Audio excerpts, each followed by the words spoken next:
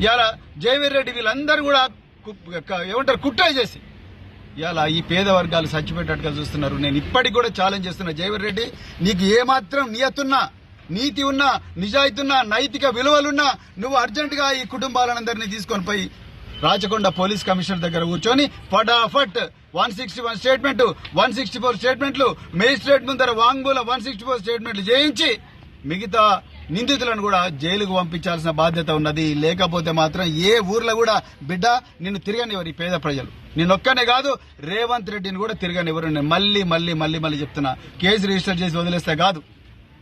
అందుకొరకు నేను Rachakonda police commissioner కూడా డిమాండ్ చేస్తున్నా. అన్ని ఎవిడెన్స్లు ఉన్నాయి, వీడియోగ్రాఫీకి మొత్తం కూడా. ఆ అమ్మాయి స్క్రీన్ షాట్స్, ఈ అమ్మాయి దగ్గర నుంచి ఆ దుర్మార్గుడు జాన్ రెడ్డి అనేటోడు మొత్తం కూడా డబ్బులు గుంజిండు.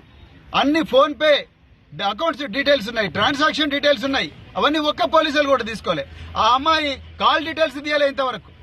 ఆ అమ్మాయి కాల్ డీటెయిల్స్ ద్వారా వచ్చిన ఏవైతే లీడ్స్ ఉన్నాయో, క్లూస్ ఉన్నాయో, ఆ క్లూస్ ప్రకారం ఈ గ్రామానికి వచ్చి ఆ దుర్మార్గులను తీసుకుపోయి వాళ్ళని ప్రశ్నించే